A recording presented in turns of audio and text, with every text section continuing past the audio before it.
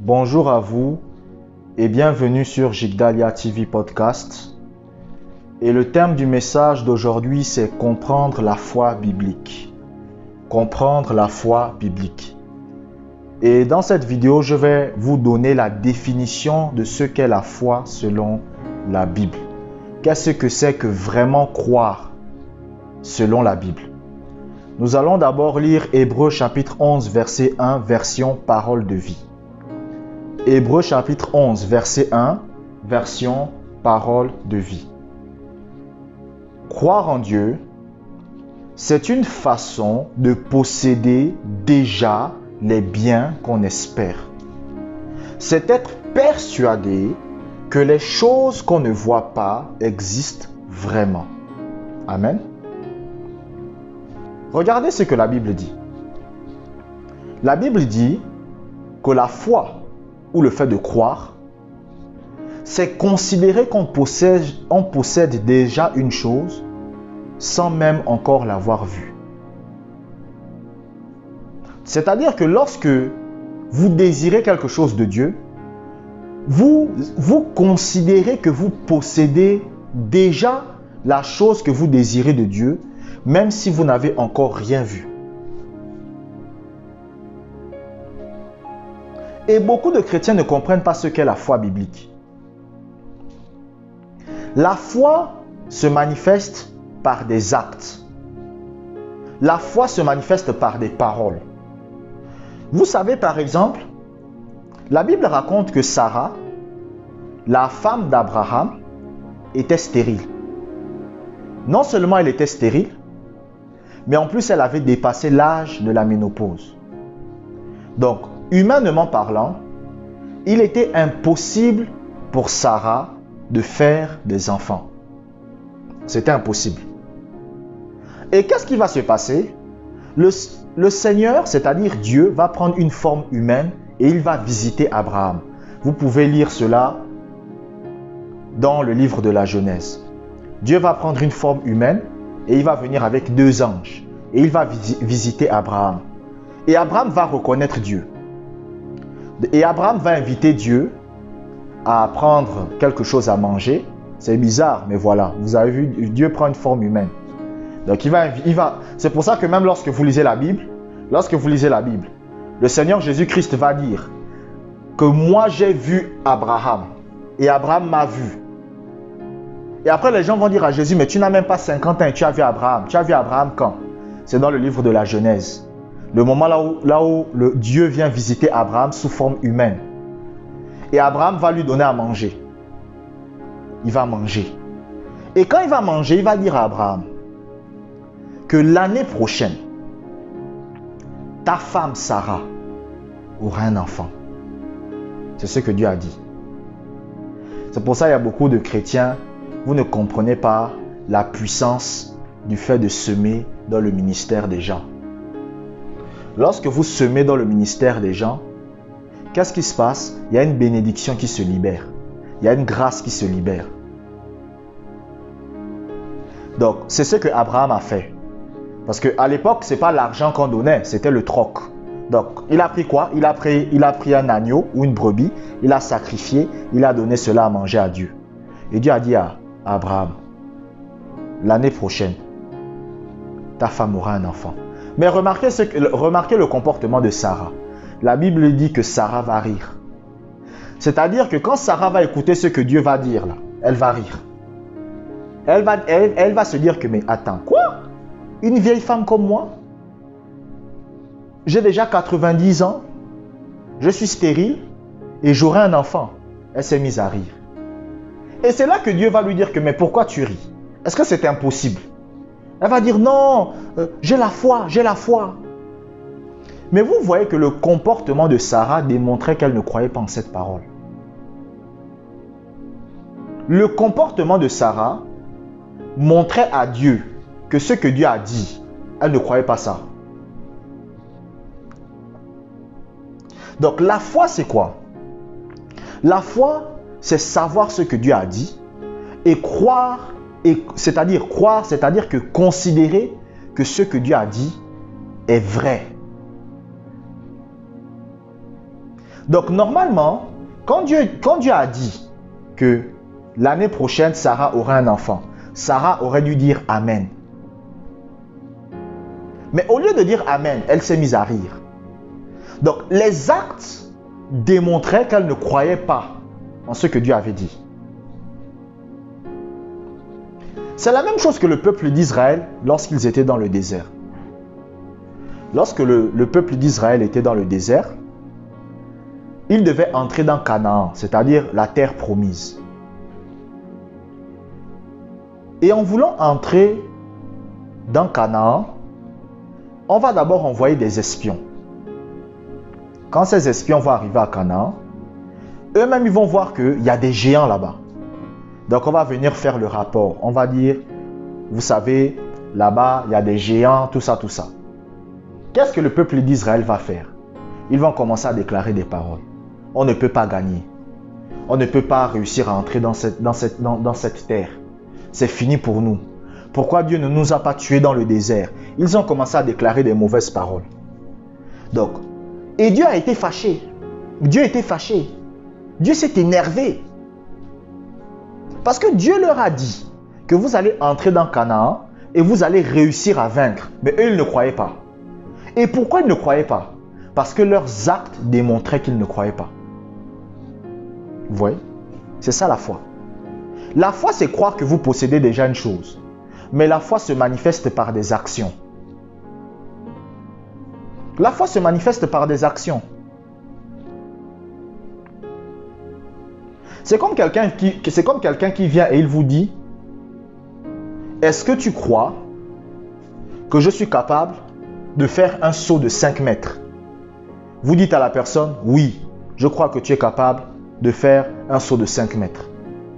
Et après la personne vous dit, d'accord, donne-moi de l'argent, je vais aller faire un pari pour faire un saut de 5 mètres. Et si je gagne le pari, tu gagneras de l'argent. Et vous dites à la personne, non, non, non, non, non, je ne veux pas. Ça veut dire que dans le fond, cette personne, c'est-à-dire la personne qui a dit que je crois que tu es capable de faire un saut de 5 mètres, c'est qu'il ne croit pas réellement.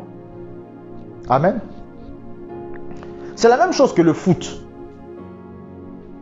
Voici une équipe de foot qui vient vous dire que nous, on peut battre le Real Madrid. Et vous dites, oui, je crois que vous pouvez battre le Real Madrid.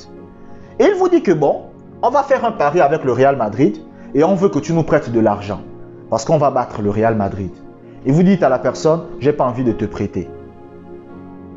C'est parce que dans le fond, vous-même dans votre cœur, même si vous avez dit que vous croyez, mais par vos actes, vous lui montrez que vous ne croyez pas. Donc la foi se manifeste par des actions. Alléluia. Nous allons lire un deuxième passage biblique. 2 Corinthiens chapitre 5 verset 7. 2 Corinthiens chapitre 5 verset 7. Nous marchons par la foi et non par la vue. Amen. Regardez ce que la Bible dit. La Bible dit que le chrétien, l'enfant de Dieu, marche par la foi. Il ne marche pas par la vue. C'est-à-dire qu'un chrétien, il ne se fie pas à ce qu'il voit. Il ne se fie pas à ce qu'il sent. Mais il se fie à ce que Dieu lui a dit. C'est-à-dire que ce que Dieu lui a dit, c'est ce qui est. Et c'est pour ça que Josué et Caleb étaient différents par rapport aux autres dans le peuple d'Israël. Parce que lorsque vous lisez la Bible, les seules personnes de l'ancienne génération qui sont entrées dans Canaan, c'était Josué et Caleb. Même Moïse n'est pas entré dans la terre promise.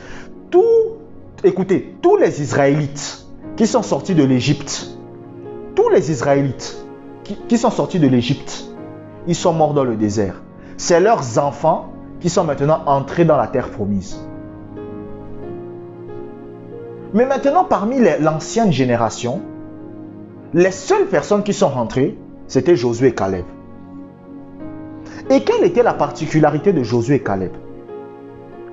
La particularité de Josué et Caleb, c'est que lorsque Dieu leur a dit que vous allez entrer à Canaan et vous allez vaincre les géants, ils ont cru ça. Vous allez voir que Josué et Caleb ont dit qu'on peut vaincre les géants là. Parce que Dieu nous a dit qu'on peut les vaincre. Si Dieu nous a dit qu'on peut les vaincre, ça veut dire qu'on peut les vaincre.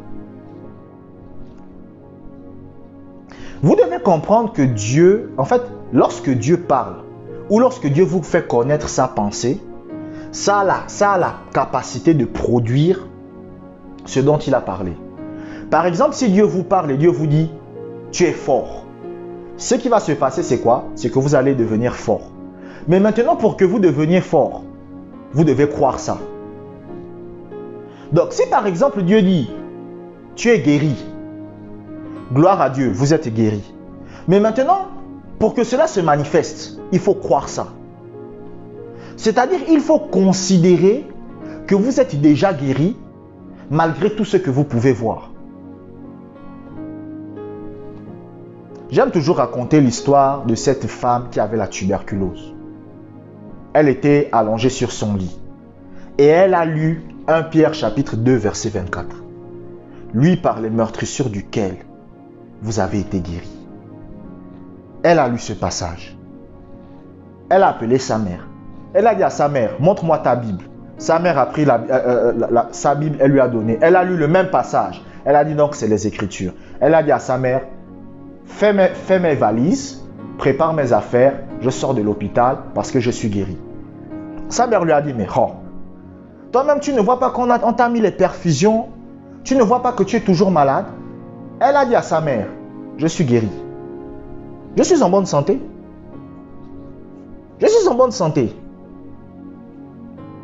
Sa mère a dit, tu es folle. Elle a dit, non, je ne suis pas folle. C'est ce que la Bible dit. Je suis en bonne santé. Fais mes affaires, je sors de l'hôpital. Elle a fait ses affaires, elle est sortie de l'hôpital. Et à l'époque, la tuberculose, c'était une maladie incurable. Donc ça veut dire qu'à l'époque, c'était comme le sida. Quand vous avez ça, c'est fini pour vous. Elle est sortie de l'hôpital et 3 mois plus tard, toute la tuberculose avait disparu de son corps. Donc elle a considéré qu'elle était déjà guérie, même si son corps lui disait le contraire. C'est pour ça qu'il y a des gens, parfois, ils me posent toujours cette même question. Est-ce que je dois prendre les médicaments ou pas? Si vous, écoutez, si dans votre pensée, si vous avez toujours cette pensée en tête qui vous dit, est-ce que je dois prendre les médicaments ou pas? Prenez les médicaments. Parce que ça veut dire que votre foi n'a pas encore été suffisamment développée. Écoutez, moi j'ai lu tous les livres de Kenneth Hagin. Je n'ai jamais eu besoin d'appeler Kenneth Hagin pour lui demander si je dois prendre les médicaments ou pas. Parce que c'est clair. Il y a des gens, c'est comme s'ils font semblant de ne pas comprendre ce que je dis. Si vous avez des pensées qui vous disent, est-ce que je dois prendre les médicaments ou pas? Prenez les médicaments. Vaut mieux. Moi, je n'ai pas eu besoin que Kenneth Hagin vienne me dire, ne prends pas les médicaments ou prends les médicaments. C'est votre choix. Ça dépend du niveau de foi de chacun.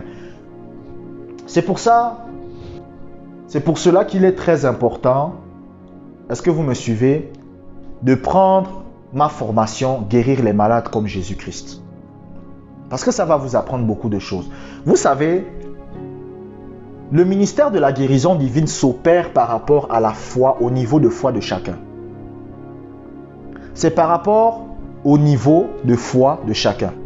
Il y a des gens, par exemple, ils vont vous dire, je veux que tu pries pour moi, mais je veux être guéri en prenant les médicaments. C'est un niveau de foi. Il y a une femme, par exemple, elle avait vu Kenneth Hagin. Kenneth Hagin lui a dit, est-ce que tu crois que tu seras guéri? Elle a dit, non, sans les médicaments, pasteur, je ne crois pas que je serai guéri. Mais avec les médicaments, je crois que Dieu va me guérir. Et Kenneth Hagin a dit quoi? Il a dit, ok, je vais prier que Dieu te guérisse, même à travers les médicaments que tu prends, pour que tu sois guéri. Et il a prié. Et qu'est-ce qui s'est passé? Cette femme a été guérie très rapidement. Parce que c'était le niveau de sa foi. C'était le niveau de sa foi. Il y a des gens, par exemple, ils vont vous dire que moi, je continue à prendre les médicaments. Mais je te demande de prier afin que vraiment les médicaments puissent vraiment impacter mon corps et me guérir. Et vous priez, Seigneur, que les médicaments qu'il va prendre le fortifient, le guérissent totalement par ta grâce. Parce que c'est le niveau de foi de chacun. Vous voyez? C'est pour ça quand les gens me posent la question, est-ce que je dois prendre les médicaments ou pas? Je dis c'est par rapport à votre niveau de foi. Amen. Je vous remercie d'avoir regardé cette vidéo jusqu'à la fin. Abonnez-vous pour des prochaines vidéos. Si vous êtes édifié par mes enseignements, vous pouvez tout simplement faire un don à travers le lien qui se trouve dans la description. Prenez soin de vous et que la grâce du Seigneur soit avec vous.